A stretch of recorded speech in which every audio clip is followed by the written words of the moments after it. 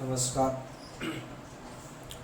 આગળ આપણે અનુકૂલનોમાં બાહ્યાકાર, દેહધાર્મિક અને વર્તણૂક રીતે જુદા જુદા સજીવોમાં કઈ રીતે અનુકૂલનો જોવા મળે છે તેની ચર્ચા કરેલી. ત્યાર પછીનો મુદ્દો છે વસ્તી.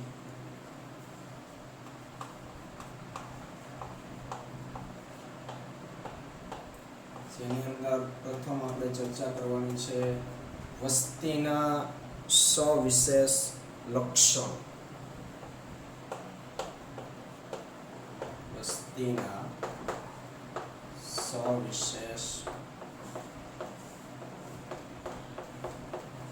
લક્ષણ. વસ્તી કોને કહેવાય? પેલા આ શબ્દને આપણે સમજવો જરૂરી છે. જોકે આપણે બધા જાણીએ છીએ કે એક જ જાતિના સજીવો જ્યારે ભેગા મળે ત્યારે બનતી રચનાને વસ્તી તરીકે ઓળખવામાં આવે. એક જ જાતિના સજીવો ભેગા મળી અને રહેતા હોય તો એને વસ્તી કહેવાય. પછી એક કરતાં વધારે વસ્તી જ્યારે ભેગી મળે ત્યારે સમાજની રચના થાય. આવું બધું આપણે 11મા ધોરણની અંદર પણ ભણી ગયા છે. તો પ્રકૃતિમાં આપણને કોઈ પણ જાતિના એક વ્યક્તિગત સજીવના દર્શન ભાગ્યે જ થાય. કોઈ ભૌગોલિક ક્ષેત્રની અથવા તો કુદરતી નિવાસસ્થાનની આપણે મુલાકાત લઈએ તો એ જગ્યાએ કોઈ જાતિનો સભ્ય એક જ વ્યક્તિગત એક જ સજીવ ત્યાં રહેતો જોવા મળે એવું બહુ ઓછું બને. ગીરના જંગલમાં જઈએ ને ત્યાં આખા ગીરના જંગલમાં એક જ સિંહ રહેતો હોય વર્ષોથી, આવું આપણને લગભગ તો ન જ મળે ક્યાંય.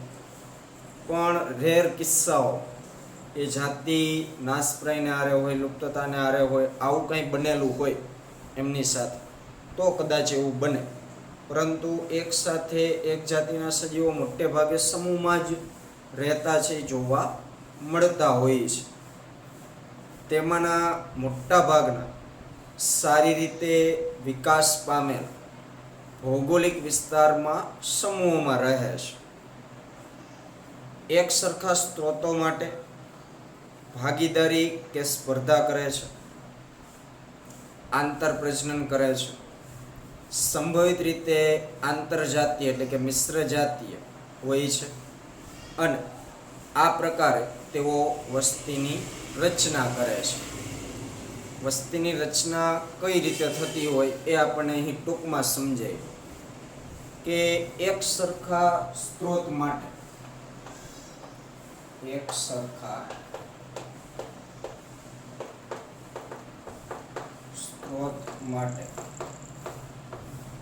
હવે એક જ જાતિના સભ્યો હોય, એક જ જાતિના સભ્યો એક કરતાં વધારે હોય એટલે કે 2, 5, 10 હરણ ભેગા થયા હોય તો એ બધા હરણ છે. એ રીતના બધા વાઘ ભેગા થયા હોય, બધા સિંહ ભેગા થયા હોય, બધા હાથી ભેગા થયા હોય, XYZ કોઈ પણ જાતિ. તો કોઈ પણ જાતિના એક કરતાં વધારે સભ્યો એક જગ્યાએ ભેગા થશે તો એ એક જ જાતિના સભ્યો છે એટલે તમામ પ્રકારના સ્ત્રોત એ બધા માટે સરખા હશે. રહેણાંક સ્ત્રોત સરખો હશે, ખાવા પીવાની આદતો સરખી હશે, પ્રજનનની ક્રિયાઓ સરખી હશે. તો હવે એક સરખા સ્ત્રોતો માટે ભાગીદારી કે સ્પર્ધા? ભાગીદારી કે સ્પર્ધા. હવે એક સરખા સ્ત્રોત હોય તો કાં તો ભાગીદારી થાય સમજણથી, બરોબર, ખાવાનું કોઈ વસ્તુ હોય તો એ ભાગ પાડવામાં આવે, અથવા તો સ્પર્ધા થાય અને એમાંથી જે જીતે એ ફાવી જાય, અથવા તો આંતર પ્રજનન કરે.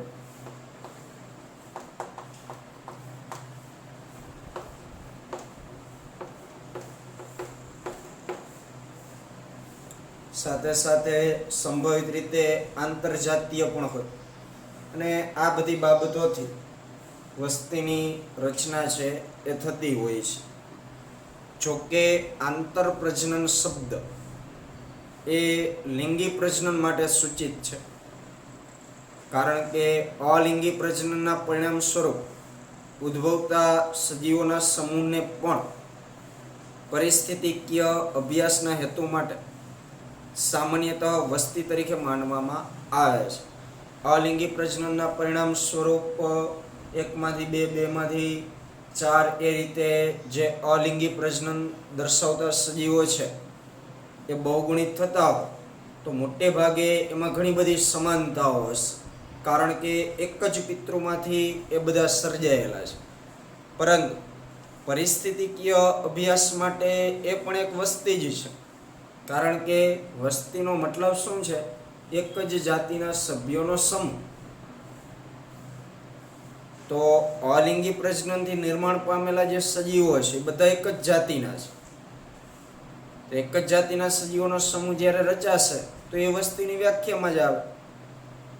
હા, એની અંદર લક્ષણોની બાબતમાં લિંગી પ્રજનન કરતા ઘણી બધી સમાનતાઓ હશે, પણ તેમ છતાંય એને વસ્તી તરીકે જ માનવામાં આવતું હોય છે. ભેજયુક્ત જમીનમાં બધા જ દરિયાઈ પક્ષીઓ ઉદાહરણો આપ્યા છે. ત્યજાયેલ વસવાટમાં રહેતા ઉંદરો, કોઈ વસવાટ હોય જેને અન્ય સજીવોએ ત્યજી દીધો હોય અને એ જગ્યાએ જે ઉંદરો રહે છે.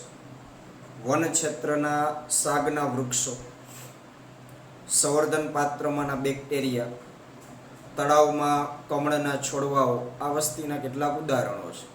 આ તો ખાલી જસ્ટ ઉદાહરણ છે, બાકી દરેક જાતિ વસ્તીની રચના કરતી જ હોય છે. અગાઉના પ્રકરણોમાં તમે શીખ્યા છો તેમ છતાં પણ વ્યક્તિગત સજીવ એ છે કે જે પરિવર્તિત પર્યાવરણનો સામનો કરે, વસ્તીના સ્તરે પ્રાકૃતિક પસંદગી દ્વારા ઇચ્છિત લક્ષણોને વિકસિત કરવાનું સંચાલન થાય છે. આથી વસ્તી પરિસ્થિતિ વિદ્યા એ પરિસ્થિતિ વિદ્યાનું એક મહત્વનું ક્ષેત્ર છે, કારણ કે તે પરિસ્થિતિ વિદ્યાને વસ્તી જનીન વિદ્યા અને ઉદ્વિકાસ સાથે જોડે છે.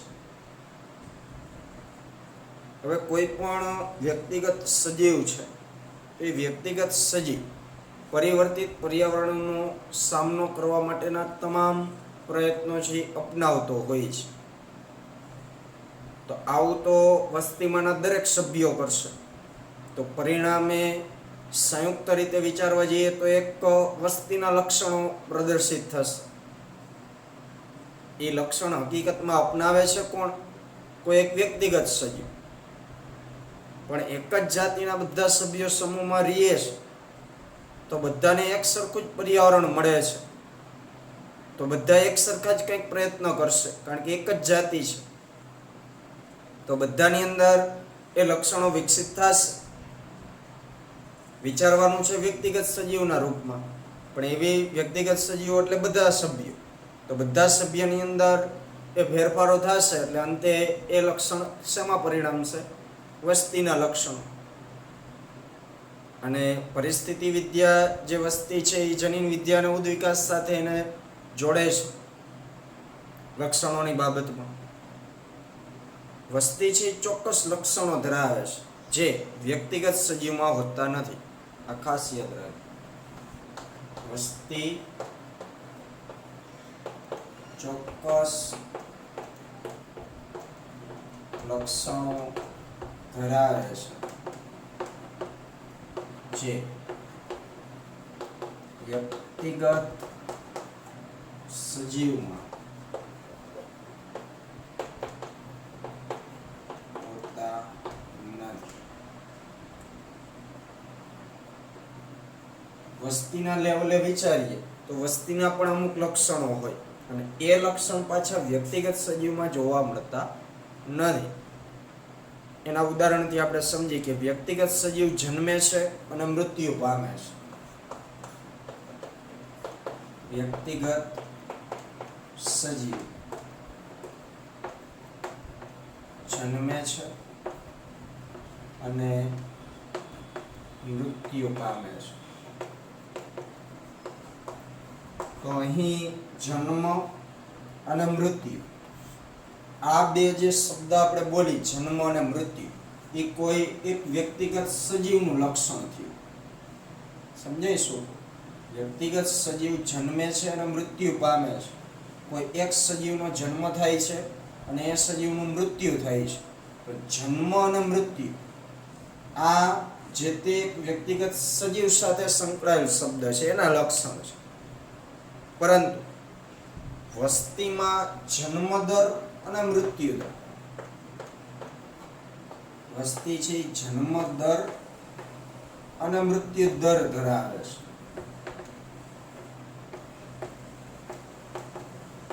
આ વસ્તીના લક્ષણો થશે, જન્મદર અને મૃત્યુ દર. કે વસ્તીમાં કેટલા સભ્યો એકમ સમયમાં એકમ ક્ષેત્રફળમાં નવા જન્મે છે, એ જ રીતના એકમ સમયમાં એકમ ક્ષેત્રફળમાં કેટલા સજીવો મૃત્યુ પામે છે. તો જ્યારે સરેરાશ વિચારવામાં આવે ત્યારે એ લક્ષણ કોના બને છે? વસ્તી. તો અહીં આપણે જન્મ દર અને મૃત્યુ દર આ જે બે શબ્દ છે એ કોની સાથે સંકળાયેલા છે?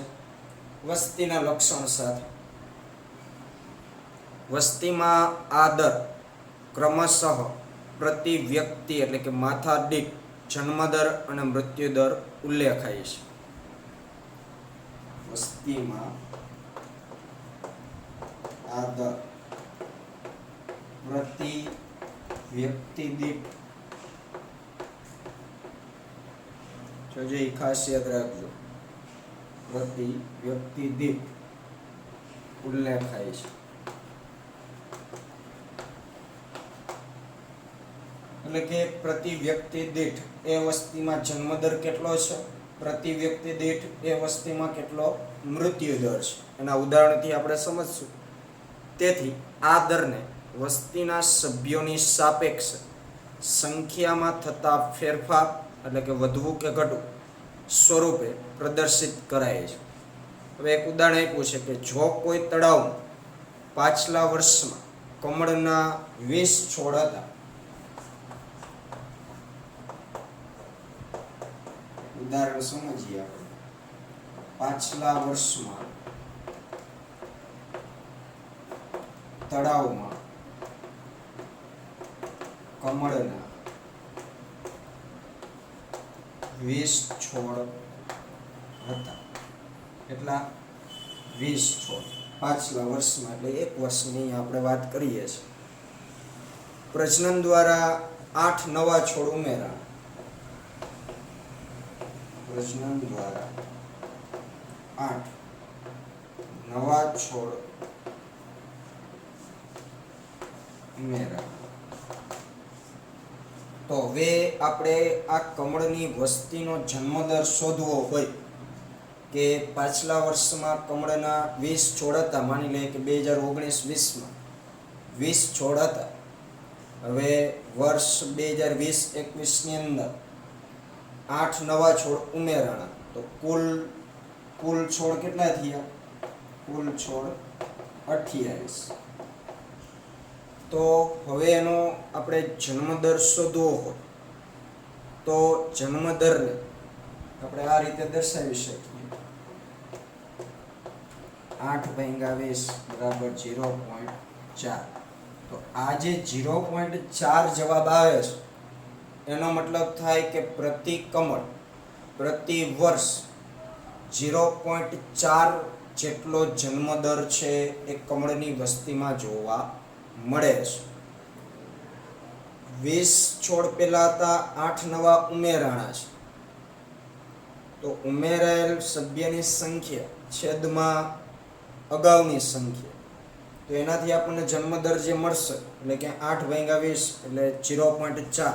એ 0.4 એ આપણને બર્થ રેટ મળ્યો એક કમળ દીઠ એક વર્ષમાં. એટલે કે પ્રતિ કમળ પ્રતિ વર્ષ હિસાબથી આપણે ગણતરી કરી. એવી જ રીતના મૃત્યુ દરનું એક ઉદાહરણ આપ્યું છે કે પ્રયોગશાળામાં કુલ 40 ફળ માખીઓ છે.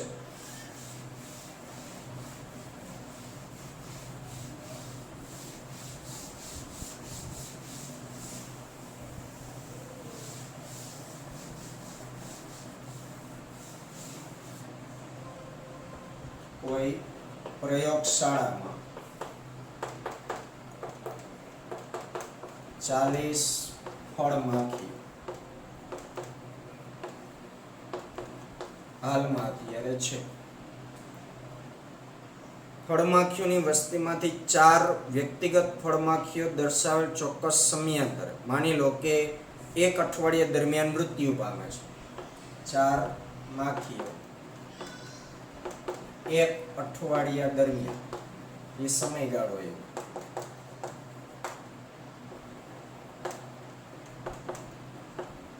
મૃત્યુ પામે છે. તો હવે એનો આપણે મૃત્યુ દર શોધવો. મૃત્યુ દર બરાબર આપણે 4 ભાગ્યા 40 તો બરાબર 0.1. આ 0.1 આપણને શું મળે છે? વ્યક્તિગત પ્રતિ ફળમાખી પ્રતિ અઠવાડિયા પ્રમાણ 0.1 મૃત્યુ દર છે. 40 માખીઓએ 1 અઠવાડિયામાં 4 માખીઓ મૃત્યુ પામી, તેનો મૃત્યુ દર કેટલો થયો? 0.1. વસ્તીનું બીજું વિશિષ્ટ લક્ષણ છે લિંગ પ્રમાણ. એ પણ એક સમજવા જેવી બાબત છે. આગળ આપણે જન્મદર મૃત્યુ દરને ઊંડાણપૂર્વક સમજવાના જ છે સૂત્રો સાથે. પણ એક બીજું વિશિષ્ટ લક્ષણ જોઈએ.